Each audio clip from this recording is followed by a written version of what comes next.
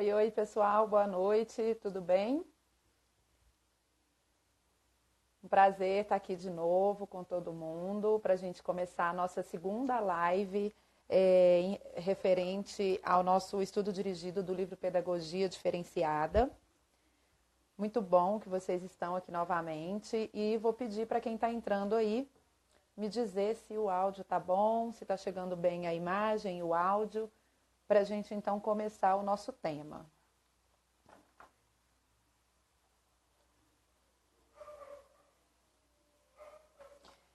Enquanto vocês vão me dizendo aí, na segunda-feira a gente acabou encerrando antes do tempo, né? Encerramos ali, faltando ainda um tempinho para finalizar, porque eu não sei se vocês acompanharam aí nos noticiários, mas Belo Horizonte viveu momentos de tensão, não a cidade toda, mas uma parte da cidade, e eu estava nessa parte, né?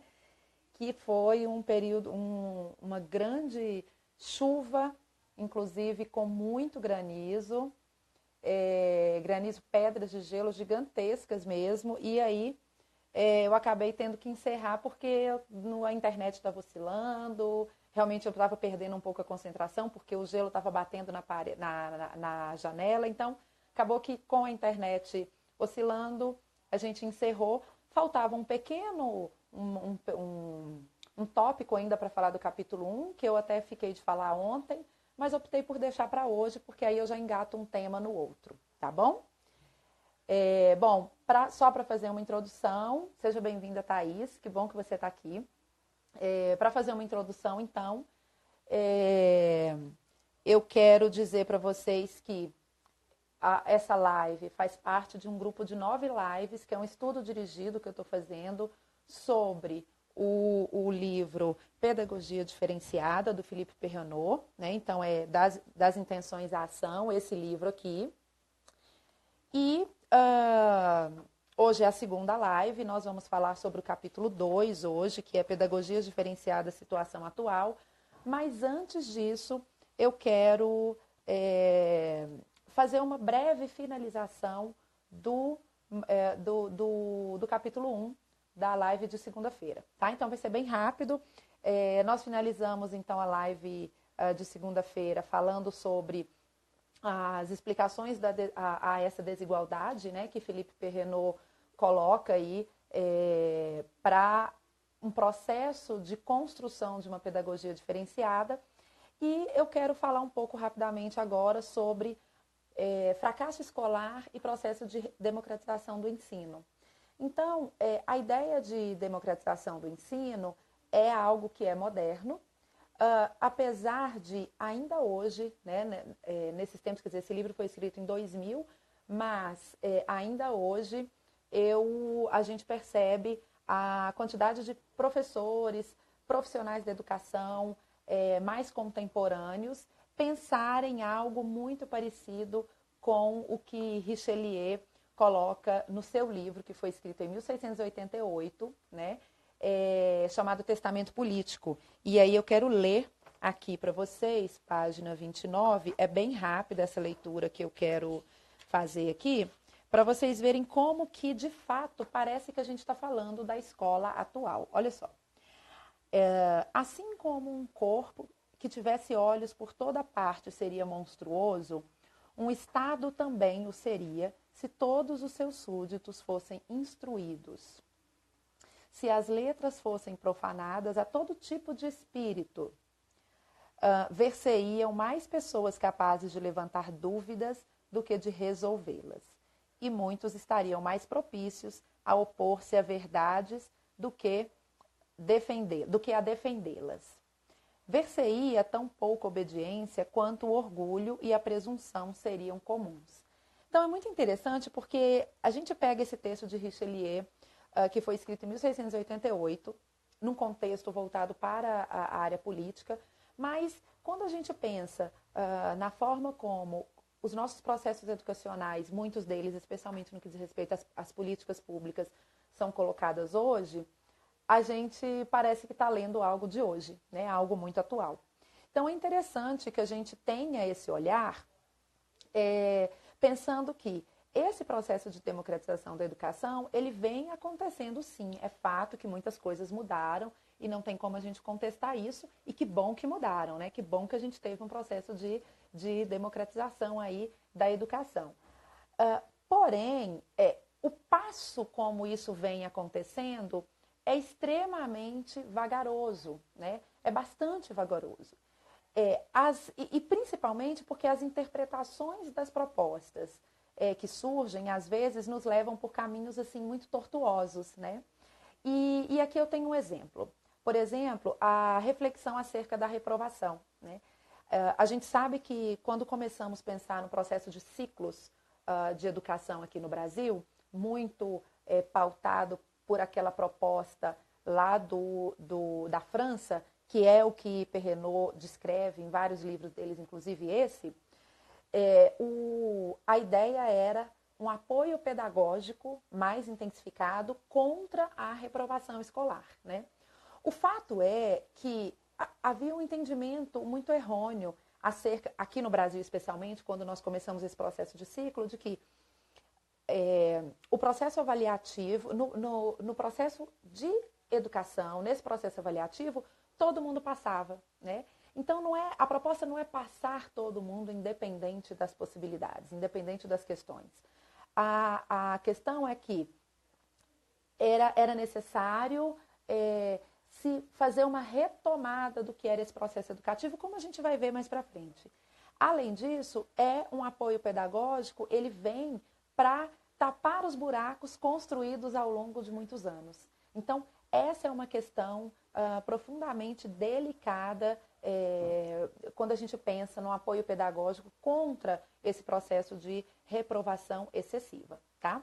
Então, assim, a gente finaliza o capítulo 1 e aí nós vamos para o capítulo 2, já começando o capítulo 2, que tem o título Pedagogias Diferenciadas, Situação Atual.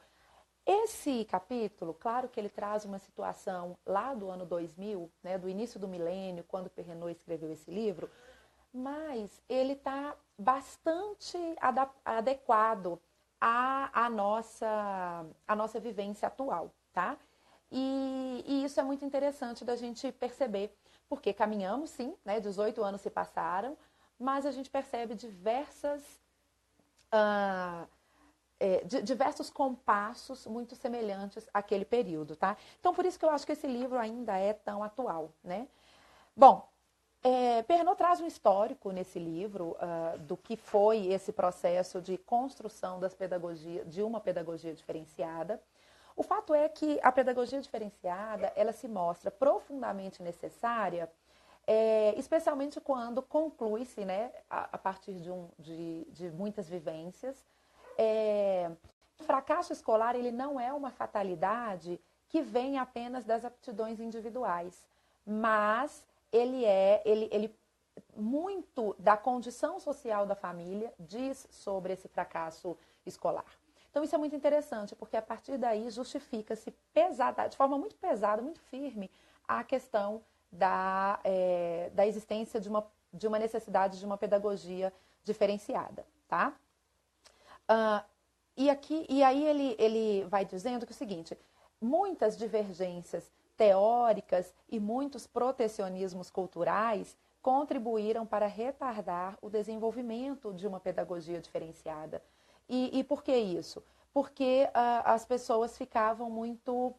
até hoje temos muitas dificuldades, né, em relação a processos de mudança. Então, o retardo desse desenvolvimento até hoje nas escolas, vocês vão ver no decorrer desse capítulo, que tem muito a ver com esse protecionismo cultural, com essa divergência teórica ou até com uma superficialidade da aplicação de uma proposta mais interessante, com um olhar mais cuidadoso para o aluno, tá? Tem uma questão que ele vai perguntando assim, reproduzir ou diferenciar para quê? Né? É um dos subtópicos. E aqui eu quero ler um pequeno fragmento e que mexe muito com a nossa ferida, tá? E é uma questão que eu repenso o tempo todo na minha prática e provoco essa reflexão também nos professores que trabalham comigo. Diz o seguinte, os professores envolvidos no fracasso escolar sentiam-se culpados por participar do processo de reprodução das desigualdades e, ao mesmo tempo, impotentes para eliminá-lo no âmbito de sua prática profissional, já que lhes explicavam que os programas, os métodos, a avaliação, a orientação, a seleção, em suma, todos os elementos do sistema eram, de algum modo, concebidos para fabricar desigualdades em proveito das crianças das classes favorecidas. A luta contra o fracasso escolar deslocava-se, então, para o terreno político. Então, olha só, questionava-se, né, nesse período, ali no iniciozinho, na década de 60 ainda, quando ele traz esse contexto, né, no final ali da década de, início daquele período de ditadura, né, em todo o planeta praticamente, por quê? Né? Por que diferenciar? Para quê? Se a gente não tem apoio, se a gente não tem subsídio necessário, enfim, se a gente não tem realmente uma base de suporte, né? Então fica aqui o questionamento, né?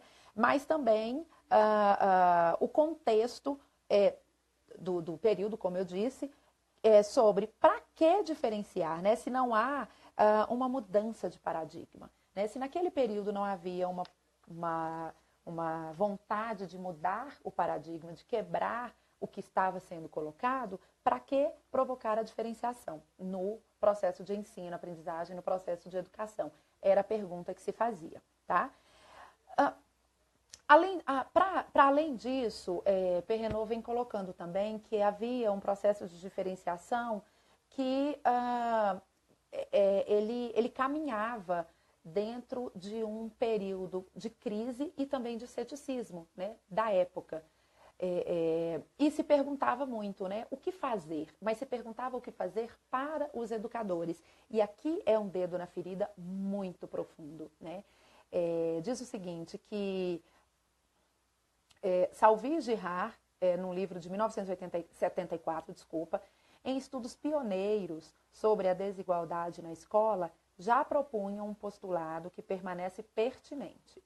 A única maneira ética de dar conta de eventuais obstáculos genéticos, né, que era tido como um dos problemas do fracasso escolar, a educação é chocar-se contra eles concretamente, ir o mais longe possível na democratização, única forma de ter a consciência limpa, de não baixar os braços, antes mesmo de ter tentado agir.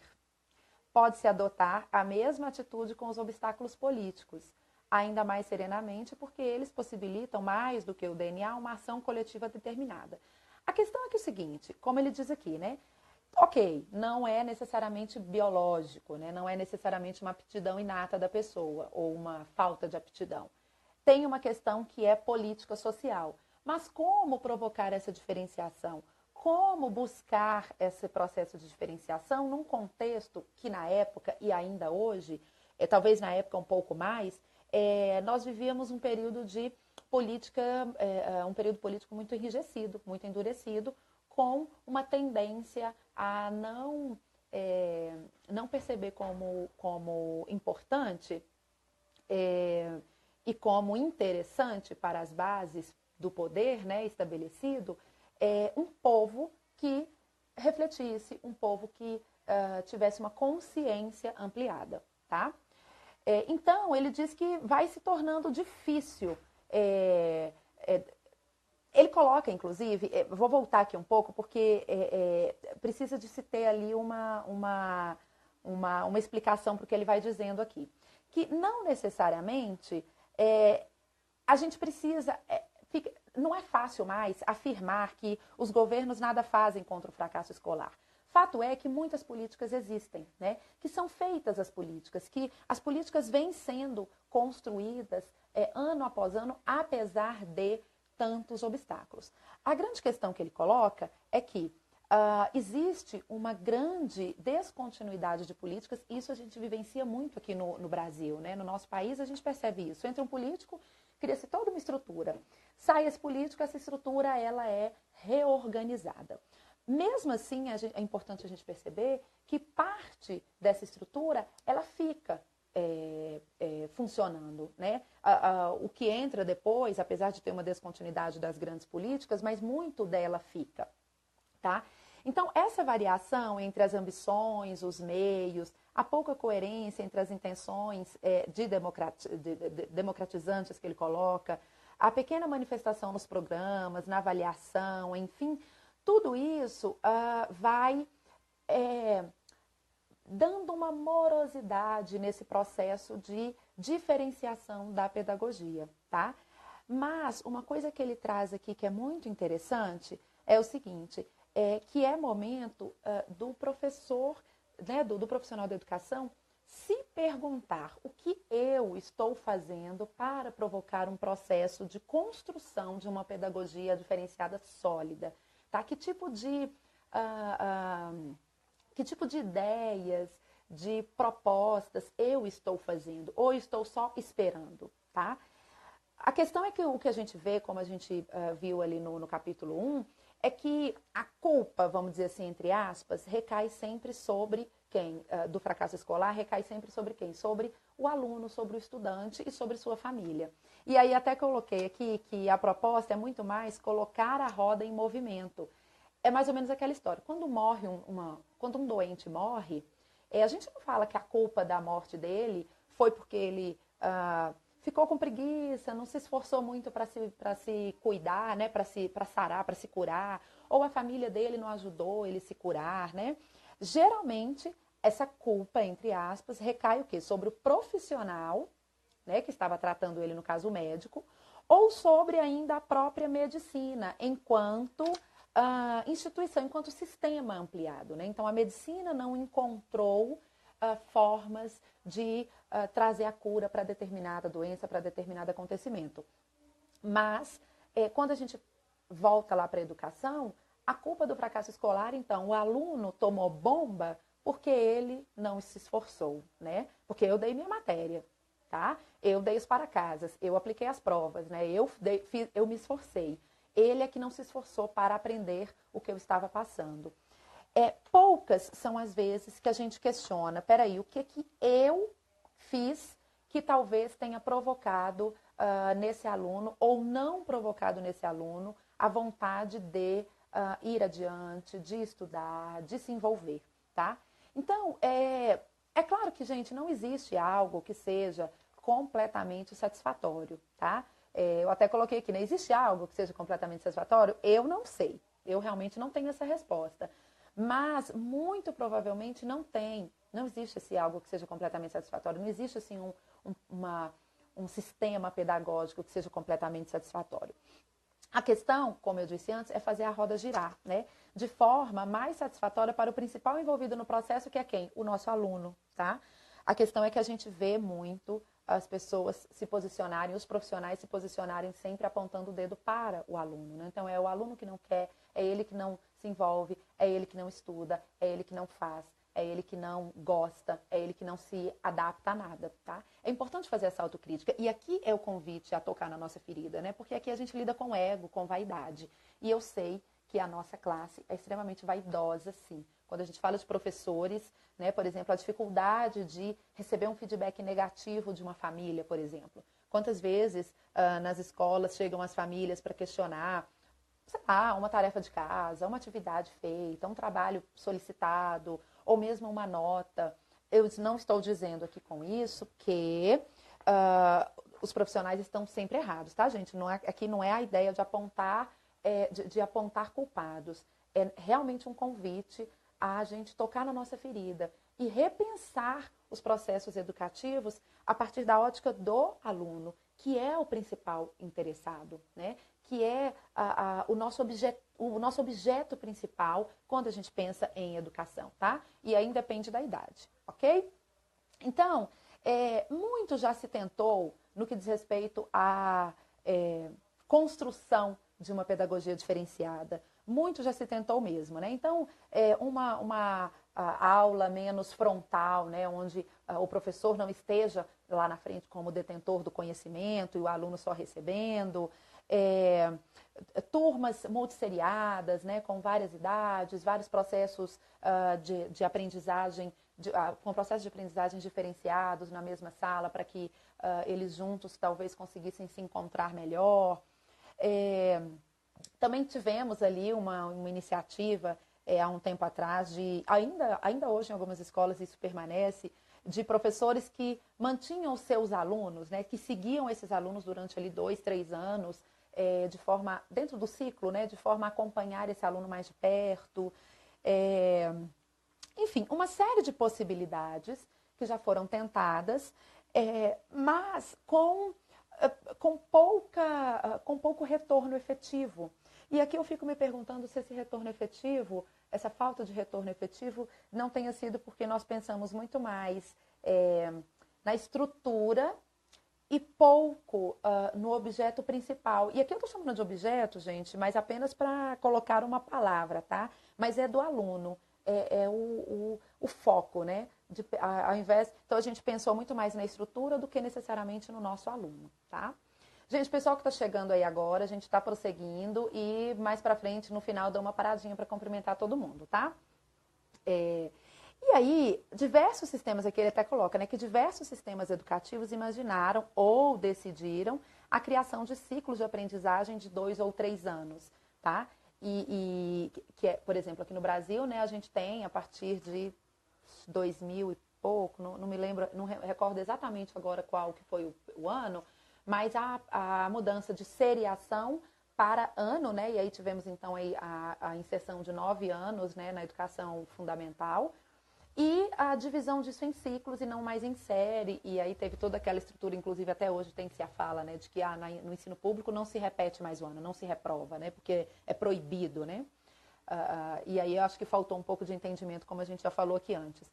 Bom, interessante o que Perrenot diz sobre os cuidados sobre o ciclo. E aqui, gente, lembrando que esse livro é de 2000, tá? É bem interessante isso, porque hoje, quando a gente para analisar o ciclo, o processo de ciclo no ensino fundamental no Brasil, a gente vê que não se atentou a esse perigo que Perrenot já colocava aqui, porque ele analisava o sistema da França que já estava em desenvolvimento. Ele diz o seguinte: infelizmente, a noção de ciclo é ambígua e pode esconder tanto uma manutenção mal dissimulada dos graus, né, sem reprovação, por exemplo, o que não é negligenciável, quanto uma organização realmente alternativa da formação e das progressões individuais. Né? Então, olha só, ele já falava disso, né, que poderia se esconder aqui apenas uma ideia de que não precisava, não poderia mais haver reprovação dentro do sistema de ciclos, que eu não poderia mais reter nenhum aluno. Né? Não estou dizendo aqui que a retenção é o melhor caminho, tá? Mas também a exclusão dela totalmente, sem mudar a base, sem mudar a estrutura, também não funciona, tá? Fato é que a pedagogia diferenciada, ela origina uma nova abordagem, né? Ela pede uma abordagem que é mais centrada no quê? No aprendiz, né? No aluno, naquela pessoa que está ali para construir o conhecimento e no seu itinerário, né? Que é a individualização dos percursos de formação. E no final desse capítulo ele vai falar um pouco da diferença, né, da confusão que é feita entre a individualização dos percursos de formação e individualização do currículo, né, pensando ali na ideia de currículo vitae, né, que é um ensino voltado apenas para o indivíduo. Mas a gente volta nisso depois. Bom, e aí não dá para se pensar também num processo de diferenciação da educação sem... Deixa eu beber um golinho d'água aqui, gente, minha boca está secando. Não dá para se pensar, então, num processo de diferenciação da pedagogia sem a gente pensar na necessidade de, depois de um determinado período, fazer ali uma análise muito rigorosa, tá? Ele até traz aqui o exemplo do ensino primário em Genebra, que ao completar um ano dessa renovação, eles fizeram então um processo de avaliação e criaram então um documento, né, que é um relatório intitulado As Escolas em Inovação, passar do ativismo ao método. Então aqui ele já traz uma pista, né, que o primeiro ano de implantação, segundo, enfim, alguns anos ali de implantação, é realmente uma proposta mais de ativismo, de levar conscientização, de ensinar, de dizer como é que pode ser trabalhado, enfim. E aí ele diz o seguinte, que é necessário uma análise rigorosa dos objetivos e das estratégias para dar o próximo passo. Aqui no Brasil, tentando contextualizar um pouco, que é o meu lugar de fala também, né? Nós temos duas questões. Duas questões que se apresentam e que eu percebo que se apresentam como desafios. Lembrando, gente, que quando eu faço essa contextualização, é uma contextualização a partir da minha visão, tá? Não é o que Perrenot coloca no livro necessariamente. E também não estou pautada em estudos científicos comprovatórios, não. É o que eu percebo enquanto profissional da educação, enquanto uma pessoa que lê, que reflete, que conversa com um monte de gente, tá? Então vamos lá. Um dos desafios para essa questão é a descontinuidade das políticas. Então a gente sabe que no âmbito nacional, a cada 4 anos mudamos o governante, e mesmo quando não mudamos o governante totalmente, mas nós mudamos o grupo que governa, né? Tem uma alteração ali no grupo que governa e há uma tendência à descontinuidade de uma forma geral das macropolíticas, tá? Como eu disse antes, que Perrenot até coloca no livro, o que está dando certo geralmente tem uma tendência a ficar. Tá? Mas a ideia principal, aquele objetivo grande, o que a gente chama de macropolítica, ela tem uma tendência a descontinuar. E a outra questão, que aí é mexer na nossa ferida mais uma vez, é a pouca vontade efetiva de mudar paradigmas por parte de nós profissionais da educação. Gente, nós temos dificuldades enormes. Ai, Jesus, peraí. Caiu? Gente, só um minutinho, tá? Eu já retorno para vocês. Espera aí um pouquinho.